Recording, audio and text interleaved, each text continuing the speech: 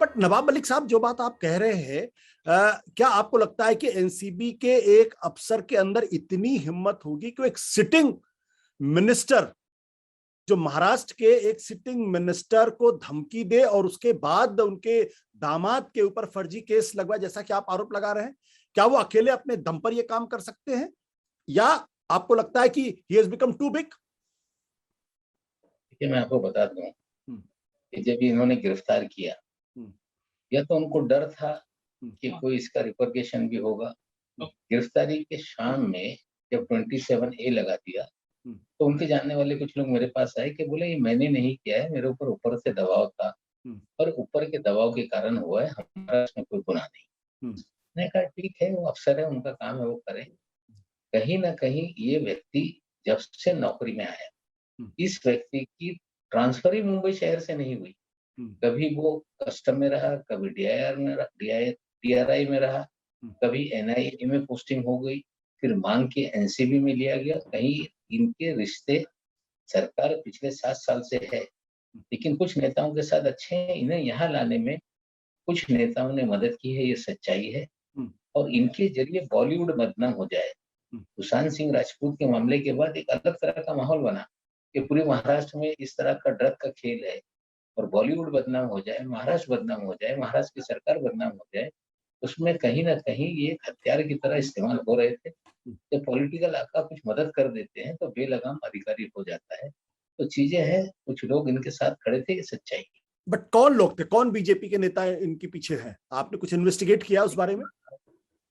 महाराष्ट्र में जितनी भी पोस्टिंग केंद्रीय एजेंसियों की हो रही है, या कुछ लोगों को इस एजेंसी का दुरुपयोग करके कुछ नेताओं को या किसी को परेशान करना है, तो सीधे देवेंद्र फडणवीस ही पूरा ऑपरेशन करते हैं। उनके कुछ लोग हैं जो इन एजेंसियों के कार्यालय में जाते हैं, वो एजेंसी के लोगों के साथ बातचीत करते हैं, बहुत सारी चीजें होती रहती है। और इनके ही नेता, ईडी छापेमारी करेगी, ईडी का नोटिस आएगा, उनका ट्वीट होता है, खबर खबर बनाते हैं, उसके बाद कार्रवाई शुरू होती है। तो कहीं ना कहीं बीजेपी पूरी तरह से एजेंसियों का इस्तेमाल कर रही है, सच है। तो क्या आपको इस बात पे यकीन है कि उनका उनका ड्रग पेडलर से कोई रिश्ता है, या आपने भी एक आरोप लगाया उनके ऊपर काउंटर करने के लिए? आपके पास कोई सबूत है उसका? मैं आपको बता दूं कि एक जो लड़का है राणा, जो आज साबरमती की जेल में है, साबरमती की जेल में रहने के बाद मैं आपको बता दूं, ये तस्वीर हमारे पास आई कि ये तस्वीर इसके साथ है और ये साबरमती की जेल। तो तस्वीर पे हमने आरोप नहीं लगाया। हमने फिर देखा कि इसका जजमेंट कोई है, कहीं लिंक है क्या, तो जजमेंट हमने निकाला। और उसके बाद ये कहा जाता था कि ये इनके साथ बहुत नजर आता था। फिर हमने सर्च करते करते जो गाना उन्होंने एक रिवर सॉन्ग बनाया था, उसका फाइनेंशियल हेड वो राणा है। अगर आप कहते हैं कि तस्वीर से मैंने आरोप नहीं लगाया, एक व्यक्ति जो पेटलर है, वो आपकी बीवी गाना गा रही है, सोनू निगम उसमें है, उसमें आप कुछ अभिनय कर रहे हैं मुख्यमंत्री के नाते, आपके एक और मंत्री अभिनय कर रहे हैं, पूरे पुलिस के कमिश्नर अफसरों से आप अभिनय करा रहे हैं, और उसका अगर कोई फाइनेंशियल हेड ये ड्रग पेडलर हो, तो सवाल उठाना लाजमी है, और हमने उठाया। उनके दौर में जब वो मुख्यमंत्री थे, तो बहुत सारी रेव पार्टियां रात भर चलती थी। ये भी सच्चाई है, वो जानते थे सब। कहीं ना कहीं उस समय इन तमाम चीजों को उनका संरक्षण था। क्यों कर रहे थे वो, वही जवाब दे सकते हैं। इसका मतलब आप जो आरोप देवेंद्र फडणवीस के ऊपर लगा रहे हैं, आपके पास पुख्ता सबूत हैं। उन्होंने कहा है कि उन्होंने कहा दिवाली के बाद वो आपको जवाब देंगे, और उन्होंने ये भी कहा है कि दरअसल आपके अंडरवर्ल्ड से रिश्ते हैं। देखिए, मैं आपको बता दूं कि ये ऐसे ही बोल देने से होता नहीं। 62 साल की उम्र है, इसी शहर में रहता हूँ। 42 साल से लगभग एक्टिव पॉलिटिक्स में हूँ। 26 साल से विधायक, 8 बार मंत्री रहा। आज तक इस तरह की उंगली किसी नेता ने मुझ पे नहीं उठाई। और मैंने तो आज कहा, उन्होंने कल कुछ मुझ पे आरोप कि दामाद के घर से गांजा मिला है।